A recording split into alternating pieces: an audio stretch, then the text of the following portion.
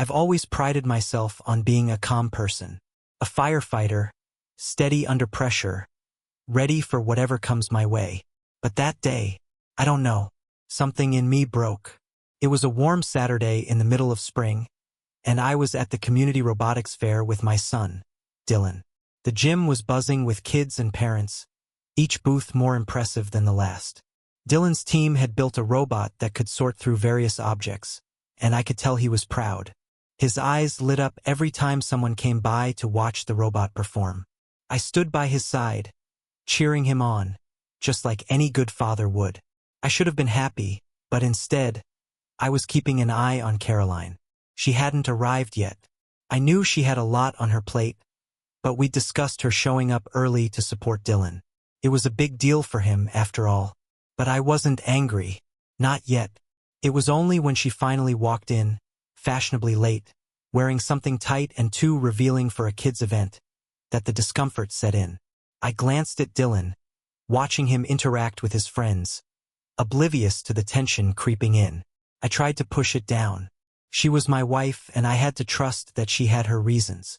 But when Caroline breezed in, her eyes immediately locked on me. And I could tell from the way she looked at me that she wasn't really there for Dylan. Her eyes were scanning the room, looking for someone, and when they landed on Lyle, oh, Lyle, my stomach dropped. Lyle was a smug architect who was always hanging around in the background of Caroline's life. Always there, always charming, always leaning in a little too close, flashing a grin that said he was the kind of guy who knew people. I wasn't the jealous type, not really, but I saw the way he looked at Caroline. And I didn't miss the way she smiled back. The whole thing felt off. It didn't help that he strolled up to her, like he belonged there, not even acknowledging me. Caroline, he said, his voice smooth as butter. You made it. Looking stunning as always. He leaned in to kiss her cheek, and she laughed. I could feel my jaw tighten. It wasn't that I didn't trust her. It was that I didn't trust him. I stayed calm. I really did. But when Lyle gave me that mocking tap on the shoulder, something inside me snapped. Ben, right? He said like we were old friends. You know, I heard your son's robot is quite the thing. Good for you. Too bad the talent's wasted on you. His laugh was too loud, too full of himself. Dylan noticed then. His smile faltered, and I saw his eyes shift to me, unsure, looking for some kind of reassurance. Caroline didn't say anything. She laughed with Lyle, clearly at ease in the moment. And that was it. My breaking point. I didn't raise my voice, didn't shout or make a scene. I didn't even really think about it. All I knew was that I had to get out of there. I grabbed Dylan's hand, told him we were leaving, and as I turned to walk away, I heard Lyle's voice behind me, just as I reached the exit. Guess you're not the only one who can make something of value, huh? The door slammed shut behind us as Dylan and I walked out into the bright spring sunshine. Dylan looked up at me, his face drawn in confusion. Dad, are you okay? I smiled, though it felt forced. I'm fine, kiddo. Let's get some lunch. All right? But in my head, something was already starting to shift. I didn't know exactly how, but I knew I had to do something. The weight of it all felt too heavy to ignore any longer. And that was just the beginning. It wasn't until we got into the car that I realized I'd made a mistake. Not walking out, no, that part was right. But I hadn't thought about how it would affect Dylan. He was quiet the whole drive. I didn't know what to say to him. I didn't want to unload all my frustration on him. He was just a kid. He didn't need to know about my issues with Caroline. So I focused on the road, telling myself everything would be fine. Just fine. But then, when we got home, everything hit the fan. Caroline was already there, standing in the kitchen, her arms crossed tightly over her chest. Her face was unreadable, but I could see the tension in her shoulders. She didn't even acknowledge me as I walked through the door. Dylan, she said sharply, not looking up, go to your room. Dylan froze in the doorway, eyes flicking between us, unsure of what to do. I could see the confusion on his face, the way he was trying to make sense of the situation. He hesitated but obeyed, slowly walking toward the hallway. Caroline, what's going on? I asked, my voice steady, though I could feel the heat rising in my chest. She turned to face me then, her eyes hard. What's going on is that you embarrassed me. Again. In front of everyone. What the hell is wrong with you, Ben? Her voice was cold. Sharp. I didn't do anything wrong. Lyle, don't even bring him up. She snapped, cutting me off. What happened out there was your fault. All of it. You can't handle me talking to someone else, and now you've ruined everything. I stood there, stunned. She was angry at me. I thought she might be upset because of the way things went down in front of Dylan. But no, she was angry at me for walking away, for standing up to Lyle. I didn't know what to say to that. Caroline's eyes narrowed. And then to just drag Dylan out of there like that? You've been so distant lately, so unloving. She was twisting it. I could feel it. She was manipulating the situation to make me the bad guy. I'm not the one who humiliated anyone, I said, my voice low but firm. Lyle was the one who made a mockery of me. I wasn't going to sit there and take it. Caroline laughed, but it was humorless. Oh, please. You're so sensitive, Ben. It's pathetic. Maybe if you acted like an adult, you wouldn't let these things get to you. Lyle was just messing around. You took it too seriously. It hit me then. She wasn't even defending me. She wasn't even on my side. Caroline, I'm sick of this. She cut in, her voice rising. I'm sick of your drama. You're unstable, Ben. Unstable and unloving. That's why I can't count on you. You are the reason Dylan sees me as the bad guy. You've poisoned his mind with your whining. She wasn't even listening anymore. I could feel the anger welling up inside me, but I held it back. I wasn't going to get dragged into a shouting match. Not yet. I just looked at her, trying to stay calm, trying to make sense of the mess. You're blaming me for everything? For you and Lyle's behavior. She smirked then. Well, it's not like it matters now. The truth is, I'm done. I've had enough of this. You're not the person I thought you were. The words hit me like a punch in the gut. She'd said it before, but this time I felt the weight of it. She was done with me. Dylan came out of his room then, standing in the doorway. He looked at us both, and I could see the confusion in his eyes, the hurt. He didn't know what had just happened, but he could feel it. I dropped my head for a second, trying to process the situation. I looked at my son, the one person who had always been my anchor. He looked like he wanted to say something, but nothing came out. Go upstairs, Dylan, Caroline said quietly, her voice soft but final. We need to talk. I was about to protest when I saw his face, his defeated expression. It was like all the fight had gone out of him. He nodded and disappeared up the stairs, the quiet footsteps echoing in the house. I didn't move, didn't say anything for a moment. Couldn't. You've crossed a line, Ben, Caroline said. I still have Dylan. I still have the house. You've lost both. She wasn't even looking at me anymore. She turned away, walking out of the room as if the conversation was over. I stood there for a few seconds, trying to catch my breath, trying to understand what had just happened. How had we gotten here? How had everything unraveled so quickly? And just like that, the weight of everything sank in. The betrayal, the manipulation, the lies. I didn't go back home that night. Couldn't. Instead, I sat in my fire truck parked near the coast, my mind a mess of anger, disbelief, and quiet resolve. Something had changed. Caroline's betrayal was deeper than I'd ever imagined. I wasn't going to let her win. Not like this. And I would fight for Dylan. The real battle was just beginning. The next morning, I braced myself as I walked back into the house. I wasn't sure what I expected, but I knew it wasn't anything good. Caroline hadn't come after me. She hadn't called or tried to fix anything. And that stung more than I wanted to admit. I opened the door, and there was a strange silence in the house. No noise from the kitchen, no TV playing in the living room, nothing. Caroline wasn't in sight, but I could sense her presence. It felt suffocating. I walked through the house, past the family photos on the walls, past the empty spaces where once everything felt right. I was just about to turn toward the stairs when I saw it. There, on the couch, were men's clothes. A shirt and slacks, neatly folded, the kind of outfit that wasn't mine. It was definitely not mine. Not my style. My heart started to pound in my chest. and my stomach twisted. I knew instantly what this was. I tried to shake it off, but I couldn't. I turned toward the stairs, my hands tightening around the railing as I climbed. I needed to see her, needed to know what the hell was going on. I reached the top of the stairs, my feet heavy against the floorboards, my mind a blur of rage and disbelief.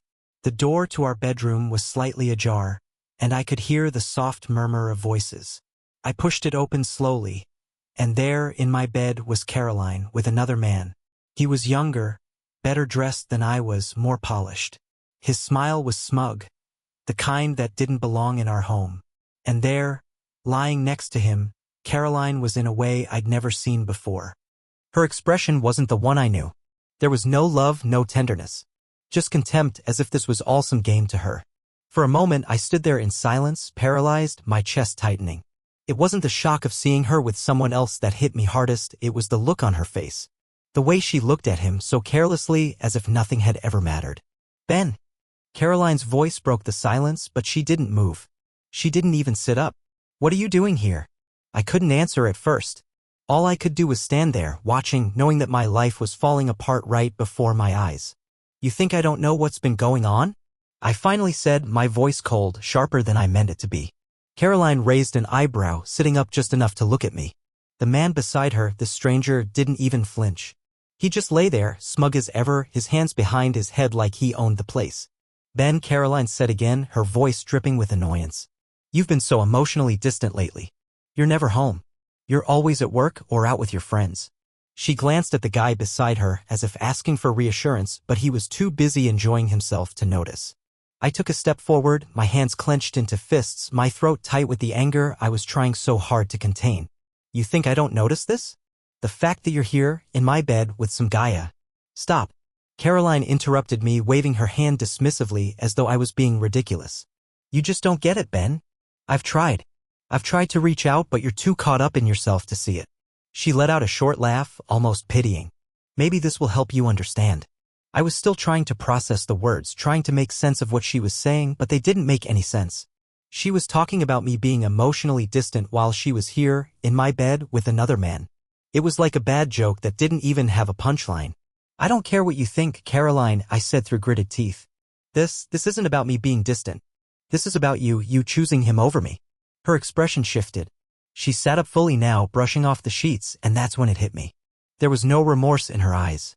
No guilt. Only contempt. "You're right," she said, her voice now cold, hard.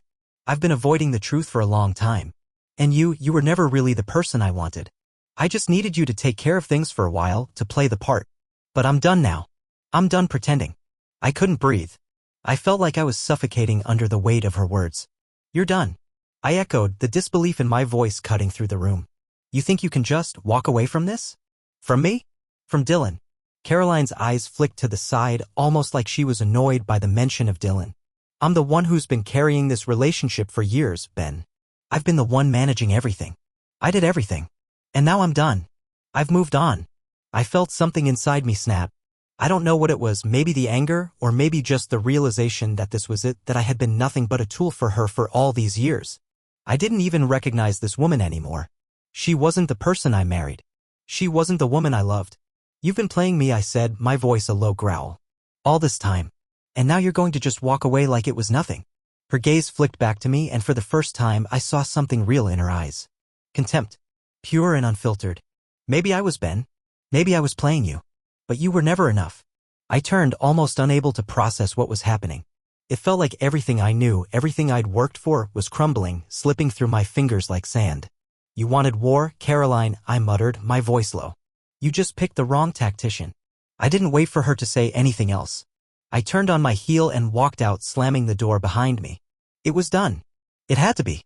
I didn't even look back as I left the house. The weight of everything felt unbearable, but it also felt freeing in a way I didn't expect. As I stood outside, I realized I wasn't angry. Not anymore. I was ready. And from that moment on, I wasn't just going to survive. I was going to fight. I didn't go home that night. Instead, I drove aimlessly for hours, my mind a mess of thoughts I couldn't quite catch. What was I supposed to do now? I had so many questions. Caroline's betrayal was one thing, but the part about Dylan, how had she let him get caught in the middle of all of this? I couldn't just let it slide. Not for his sake. I needed a plan. I wasn't going to let her take everything. Not without a fight. The next day, I called my brother, Ray, and asked if Dylan could come stay with him for the weekend. Ray's farm was the perfect place for a kid to clear his head. It was quiet out there. He could just breathe. Ray didn't ask why. He knew I wouldn't call unless it was serious. Bring him over, Ben, Ray said, his voice steady. We'll keep him busy. So I did. I packed Dylan's bag, made sure he had everything he needed, and as we were driving out of town, I could see the confusion in his eyes. He hadn't said much since the blow-up, but he didn't need to. His silence spoke louder than anything. As we pulled up to the farm, Dylan perked up a little. Ray had always been a good influence on him.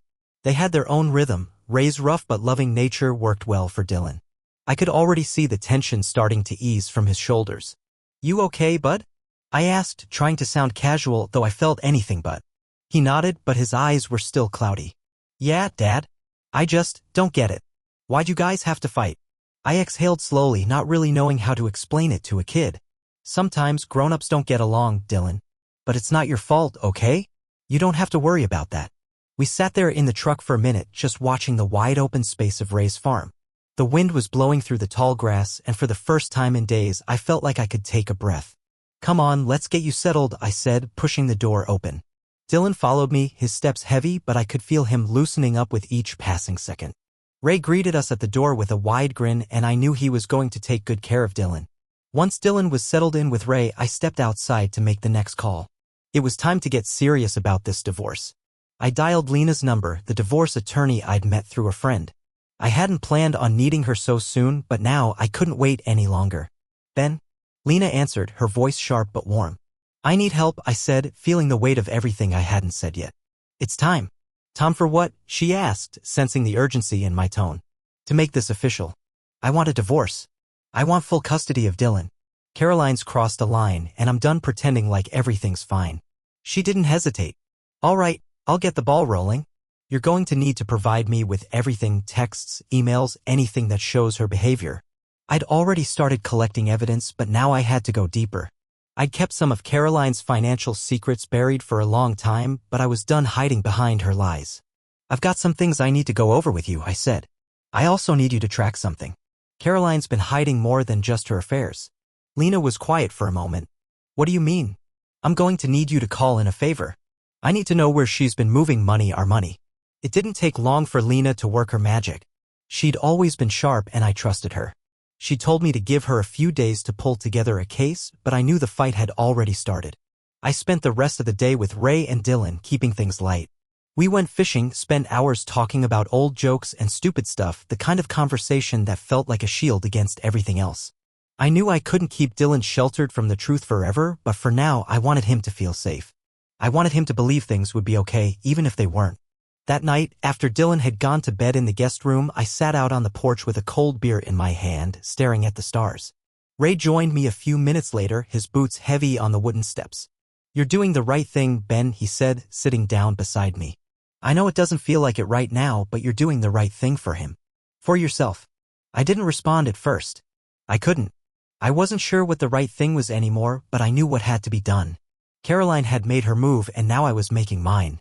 Thanks, I said after a long pause. I'm just trying to make sure Dylan comes out of this okay. Ray nodded. You're a good dad, Ben. You've always been. This isn't going to be easy, but you'll get through it. And when it's all said and done, you'll have him. That's all that matters. I took a long drink, letting the cold beer burn its way down. For the first time in a long time, I felt like I had some control over my life. Caroline might have thought she had the upper hand, but she didn't know who she was messing with.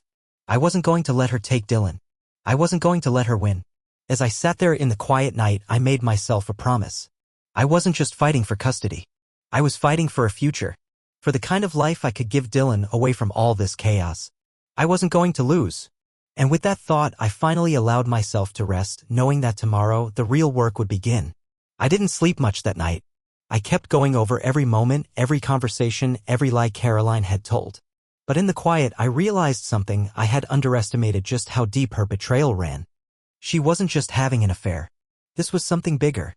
She'd been hiding things from me, our money, our life, things I had trusted her with. And now it was time to dig into those secrets. I woke up early, just as the sun started creeping through the window, and made the call. Lena answered almost immediately. I didn't waste time. I need everything on Caroline. I need you to dig into the finances. Her accounts. The bank statements. Everything. Lena's voice was calm, steady. All right. What do you suspect? I suspect she's been draining our savings. I think she's been hiding money for a long time, maybe longer than I've known. I need you to find it, where it's going, who it's going to. She didn't ask any more questions.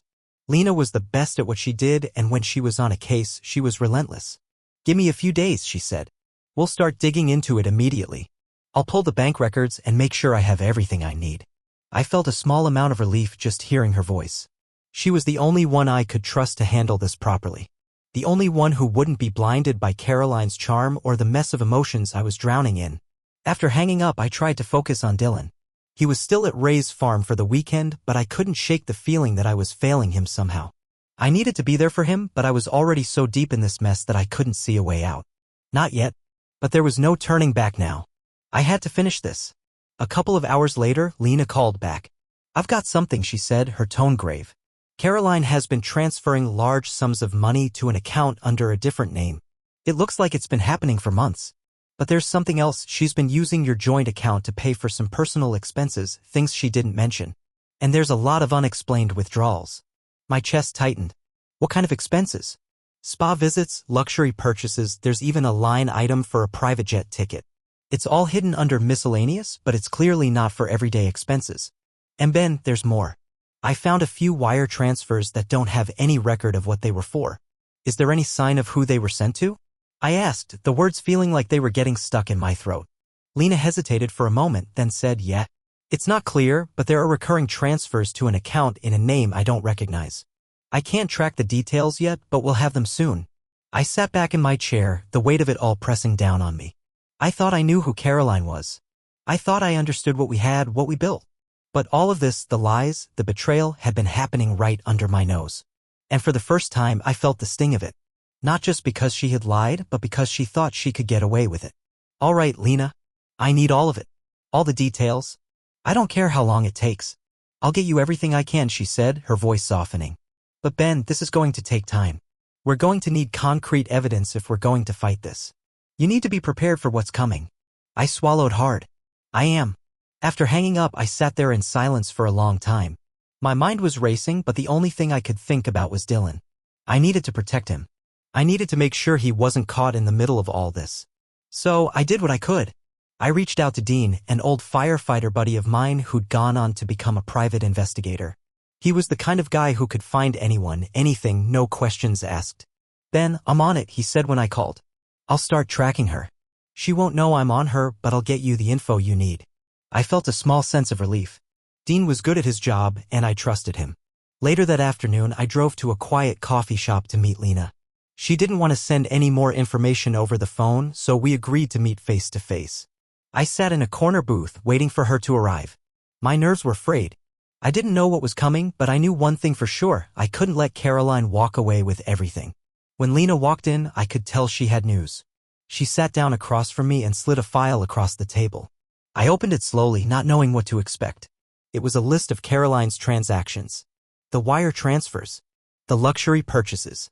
The money siphoned from our joint account. This is it, Lena said, watching me closely. There's no denying it now. You've got everything you need. I stared at the pages in front of me, my chest tight. This wasn't just about infidelity anymore. It was about everything, my marriage, my life, and my son's future. I clenched my fists. This is war. Lena nodded, her expression serious. And you're ready for it? I didn't hesitate. I'll do whatever it takes to make sure Dylan is safe. The fight wasn't just about Caroline anymore. It was about taking back control, about making sure that Dylan's future wasn't tainted by her lies. I wasn't going to let her destroy everything.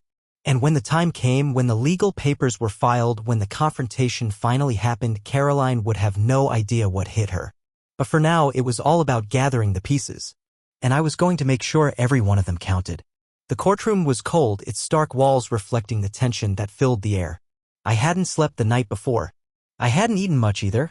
My stomach was a pit of nerves, my hands still a little shaky as I held the folder with all the evidence Lena and Dean had worked so hard to gather. Every detail, every lie, every transfer of money, this was the moment it all came to light. I wasn't here for revenge. I was here for Dylan. I was here to make sure she couldn't hurt him anymore. Lena arrived just before the judge entered, dressed in a sharp black suit, her posture as confident as always. She gave me a reassuring nod as she sat beside me. "You've got this," she said quietly, her voice calm but firm. I nodded even though I wasn't sure I did. The doors opened and the judge entered, the room falling into a heavy silence as we all rose. Caroline walked in next, her lawyer by her side. She looked composed, too composed, her expression cold, like she was just going through the motions. I noticed the little things, the way her hand gripped her lawyer's arm, the subtle way she avoided looking at me.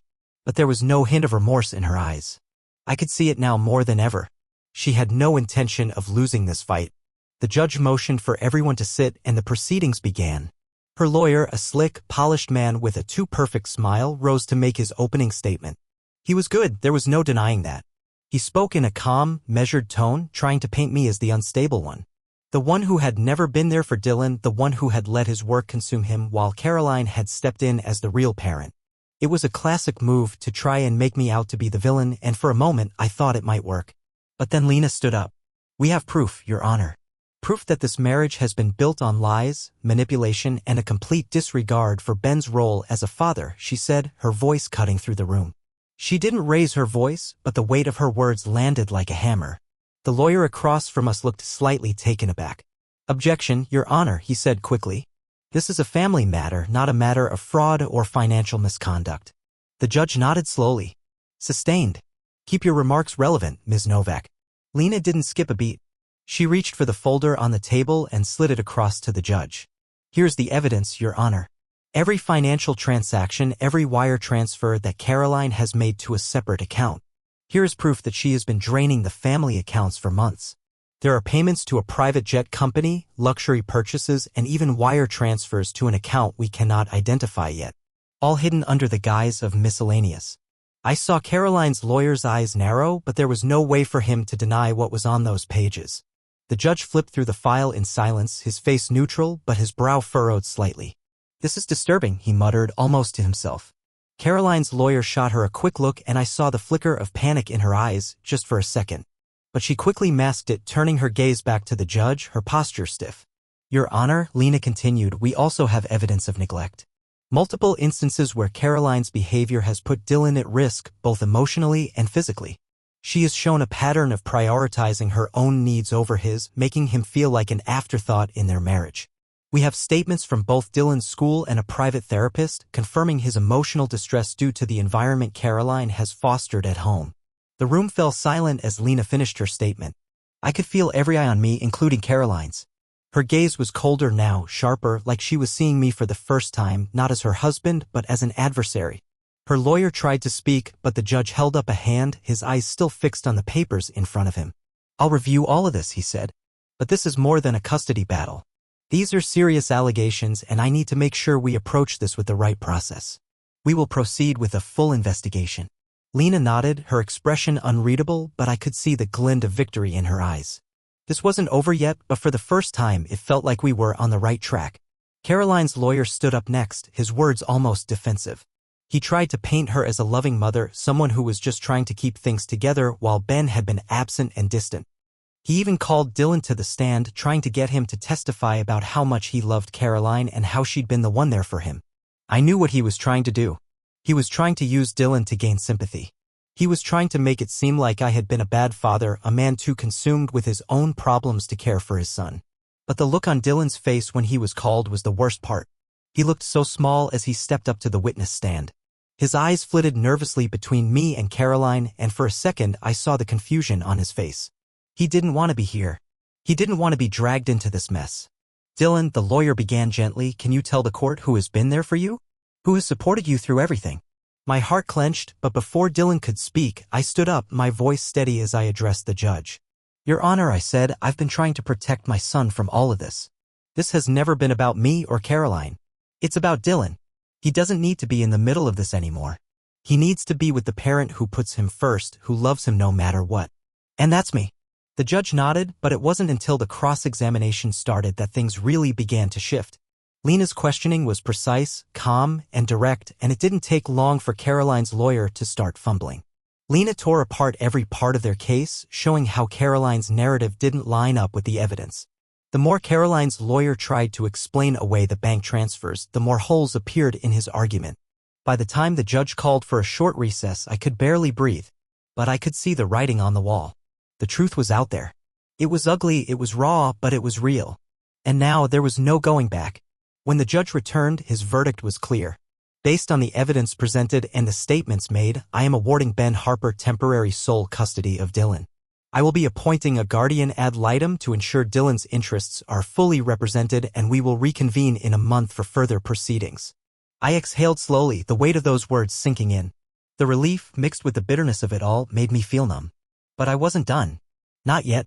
As we left the courtroom, Caroline's lawyer threw me a glare, but Caroline didn't say a word. She didn't need to. I knew she wouldn't give up easily, but I also knew that the battle had only just begun. And this time I wasn't going to let her win. Dylan was coming home with me. And I was going to make sure it stayed that way. It didn't take long for Caroline to escalate. The quiet aftermath of the courtroom clash was short-lived. I had barely managed to settle into the rhythm of being a single dad, one who was finally free of Caroline's manipulation, when I got the call. It was early in the morning, the kind of early where everything felt like it was still frozen in time. I was just getting ready to go into work, my fire truck idling in the driveway, when my phone buzzed in my pocket. I pulled it out expecting some casual text from Lena, but instead it was from an unknown number. I didn't recognize the area code, but something about it made my stomach twist. "Ben, this is Detective Thomas from the City Police Department. We need to talk about an incident involving your wife, Caroline Harper. It's urgent." My blood ran cold. Caroline? What had she done now? I didn't even hesitate. I called back immediately, the phone ringing in my ear like a countdown. When Detective Thomas answered, his voice was steady, but there was something underneath it, something that didn't sit right. "Mr. Harper, thank you for calling back so quickly. I need to inform you of a report that's been filed against you by your wife. She's claiming that you've been threatening her physically, emotionally, harassing her. In fact, she submitted a PTSD claim stating that your behavior has caused her serious distress." The words hit me like a sledgehammer. I had to lean against the truck to steady myself, my grip tight on the phone as I processed what he was saying. This wasn't happening. It couldn't be happening. "She's filing a harassment report?" I managed to say, my voice a little hoarse. "That's insane. She's the one who..." "I understand," Detective Thomas interrupted, his tone more sympathetic now. "But right now she's claiming you've been emotionally abusive for years. That you've been threatening her, causing her distress. I need to ask you a few questions for our investigation. Are you available to meet in person today?" My mind was racing. I wanted to scream, to tell him everything about Caroline, the affairs, the manipulation, the way she'd taken everything from me, but I couldn't do that yet. Not until I had all the facts, not until I had concrete evidence. "I'll meet you," I said, my voice steady but my heart pounding. "Just tell me where." The meeting was scheduled for the afternoon. When I arrived at the police station, my head was spinning. I had no idea what she was trying to accomplish with this. Was she trying to get me arrested? Trying to get some leverage for the upcoming divorce hearing? When I walked into the small, sterile interrogation room, Detective Thomas was sitting at the table, his expression unreadable. "Have a seat, Mr. Harper," he said, gesturing to the chair across from him. I sat down, trying to keep my posture neutral, even though every nerve in my body was on high alert. "We're looking into the harassment claims your wife filed. She's accusing you of emotional abuse and physical threats. Can you tell me about your relationship with her?" I inhaled sharply, trying to stay calm. I wasn't about to let her paint me as the villain. Not when I knew the truth. "We've been married for over 12 years, I said, my voice tight. "I loved her. I still do, in a way, but the relationship has been complicated. We've had our issues, sure, but I never once laid a hand on her. The accusations she's making are..." "Mr. Harper," Detective Thomas interrupted, his pen clicking against the paper. "You understand that these claims are serious, right? PTSD is no small matter. We take every claim of emotional abuse very seriously." "I understand that," I said, forcing my voice to stay level. "But these claims are completely false. I've been the one supporting her. I've been the one doing everything for our family. And now she's turning everything around. She's trying to make me the bad guy in this whole situation." The detective gave me a long, hard look. "I understand you're upset, Mr. Harper, but we still need to investigate. These things aren't always as clear-cut as they seem on the surface. Now, you're claiming that Caroline is the one who's been manipulative, that she's been hiding money and lying. Can you prove that? I felt the weight of the question. I had all the proof I needed, the bank transfers, the financial records, the private investigator's report. But none of it mattered if I couldn't get the right person to listen. I can, I said, my voice steady. I have evidence. Bank statements, wire transfers, personal purchases made with our joint account. Things that she never mentioned. It's all documented. Detective Thomas nodded slowly, clearly processing what I was saying. You'll need to provide that evidence, Mr. Harper. We can't move forward without it. I didn't hesitate. I reached into my jacket pocket, pulled out the folder, and slid it across the table to him. That's everything, I said. She's been lying, manipulating the situation for months. She's trying to take everything from me, and now she's trying to use this harassment claim as leverage. But I won't let her. The detective flipped through the documents slowly, his brow furrowed as he read. Finally, he closed the folder and looked back at me. We'll investigate this further, he said. But I want to make one thing clear, Mr. Harper. If these claims turn out to be false, there will be consequences for your wife. Filing a false police report is a crime. I nodded, the weight of the situation settling in. I was in this now, deep in the middle of a legal battle that I wasn't sure I could win. But I had no choice. I had to fight. When I got back to my apartment that evening, I sat in the silence, trying to process everything. Caroline's retaliation had been swift, and it felt like she was using every weapon in her arsenal to destroy me. But I wasn't about to back down. Lena had called me earlier with some good news. She had dug deeper into Caroline's financials and found even more discrepancies. The proof I had been gathering for weeks was starting to pile up, and now it was only a matter of time before everything came crashing down. I knew what I had to do now. I had to keep moving forward, no matter how hard it got. I was going to take back control of my life, and I wasn't going to let Caroline's lies define me anymore. As I sat there in the silence, I couldn't help but feel one thing. This wasn't over. The days that followed Caroline's public meltdown felt like a blur, but I was starting to get used to the feeling of steady determination that was taking root inside me. The chaos, the constant attempts to drag me back into the mess she'd created. It all felt so distant now. I was done playing by her rules. I had my son, I had the truth, and now I was going to make sure the pieces fell into place exactly where they needed to. I stayed at Ray's for a few more days, keeping things as calm and normal as I could for Dylan. The farm was good for him. It had always been a place where he could breathe and just be a kid, without the weight of our fractured home bearing down on him. But the longer we stayed there, the more I realized that I couldn't put off the inevitable. I couldn't keep living in limbo, hiding from the final decision that had to be made. I needed to sell the house. I needed to move on, to make a clean break from everything Caroline and I had built together, no matter how much it hurt. It wasn't just about the physical space, the home we had shared. It was about taking control, about finally letting go. The final divorce decree came in the mail the morning after I got back to the apartment. The papers were thin, almost too thin, but I knew what was inside. I hadn't expected any dramatic last-minute changes. Caroline had done enough to make sure I had the upper hand. I unfolded the papers slowly, each one more satisfying than the last. The court finds in favor of Ben Harper for sole custody of Dylan Harper. Caroline Harper is ordered to pay alimony, effective immediately, and is prohibited from filing any future custody requests without substantial evidence of change. I read the line again just to make sure it was real. It wasn't just the custody I had fought for, it was everything. The weight of the decision, the battle we'd fought, it all fell into place. The legal war was won. But as I looked down at the papers, something gnawed at me. It wasn't over. Not yet. Caroline still had one last card to play. It wasn't long before I got the call from her lawyer. The message was short, too short. We're requesting a meeting. Caroline would like to discuss the final terms of the divorce. There are some things she believes are unfair. I didn't answer immediately. The idea of facing her again made my skin crawl. But I couldn't avoid it.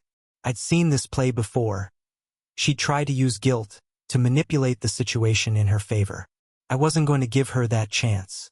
I set up the meeting, the one last confrontation, the one that would close the door once and for all.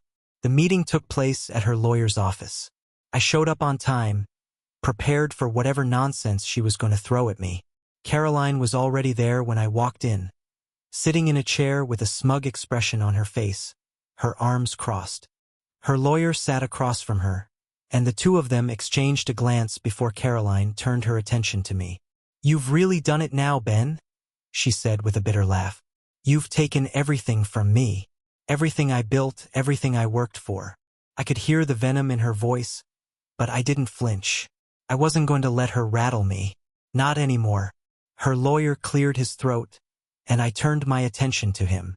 "Ben, Caroline has agreed to sign the final papers, but she's asking for one last thing. A settlement. She believes she's entitled to a share of the house sale proceeds. After all, she's contributed to the family's finances for years."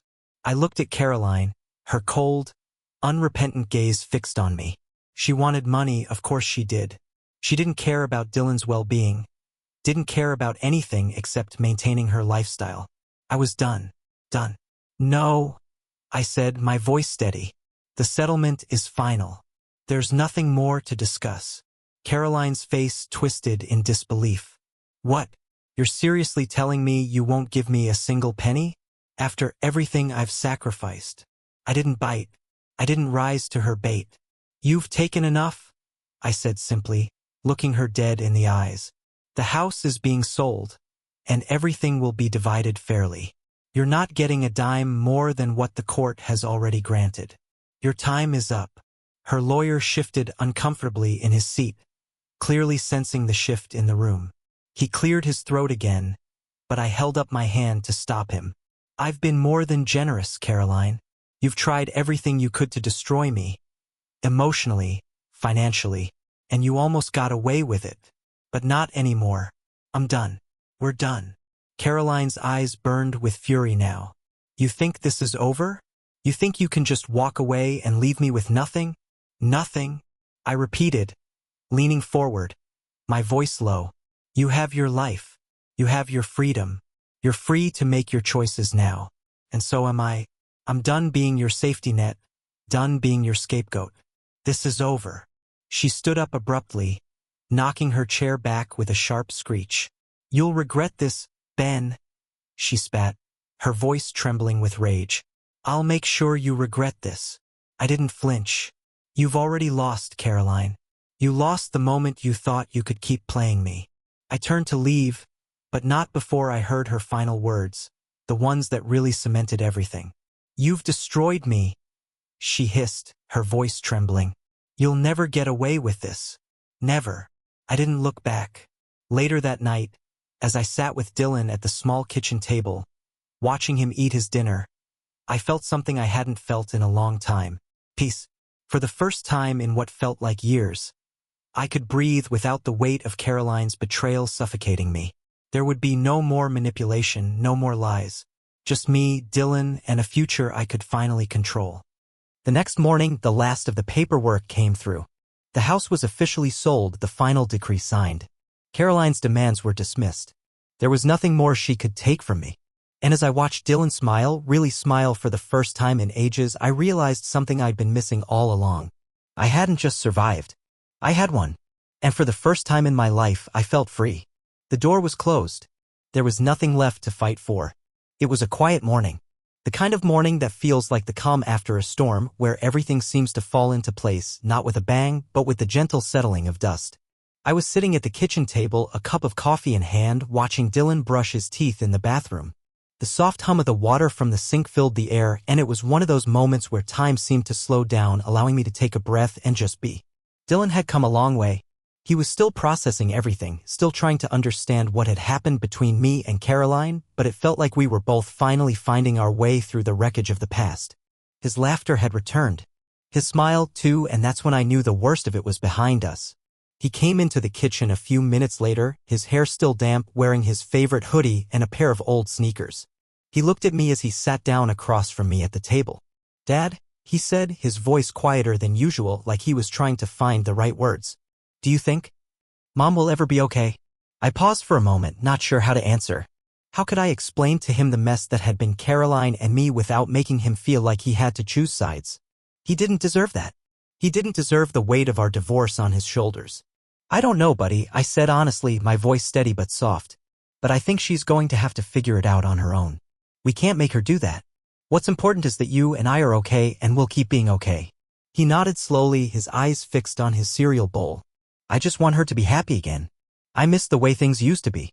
I set my coffee cup down and reached across the table to squeeze his hand. I know, kid. I miss it too. But the most important thing now is that you're happy. And I'm happy too. We're going to make sure that we stay that way.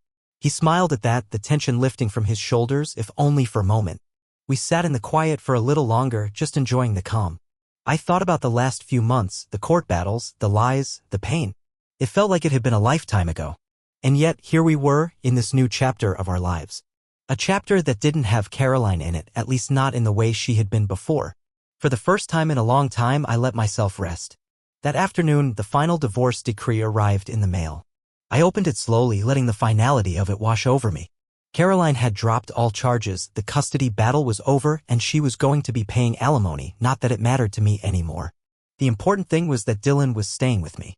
The important thing was that we could finally move on. Later that night, after I tucked Dylan into bed and kissed him goodnight, I sat on the couch, alone. I let the silence fill the room, and for the first time in years, I didn't feel the weight of Caroline's presence. I didn't feel the weight of all the unresolved conflict. It was just me. Just us. I closed my eyes for a moment, reflecting on everything. The mess of the marriage, the betrayal, the courtroom battles, the hurt, it all felt like a distant memory now. Like something that had happened to someone else. And in that moment, I realized something important. I wasn't just surviving anymore. I was thriving. I was finally free. I didn't need the chaos. I didn't need the drama. I had everything I needed right here in this quiet apartment with Dylan. We were going to be okay. That night, as I watched Dylan sleep peacefully in his bed, I allowed myself to let go of all the anger, all the pain. It was over.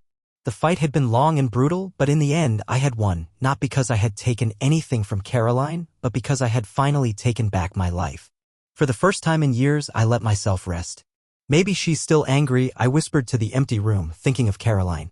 But that's not our problem anymore. I stood up from the couch and walked to the window, looking out at the city skyline. The moon was high in the sky, its soft light casting long shadows across the apartment. I didn't feel triumphant. I didn't feel like I had won something. What I felt was peace. And for the first time in a long time, I allowed myself to feel it. I had survived. And now I was free. And that was enough. With that thought, I turned away from the window and walked back to the couch, pulling the blanket around me. I closed my eyes and drifted off to sleep, knowing that no matter what came next, I was ready. For the first time in years, I was able to rest, without the weight of everything hanging over me. And I knew, deep down, that everything would be just fine.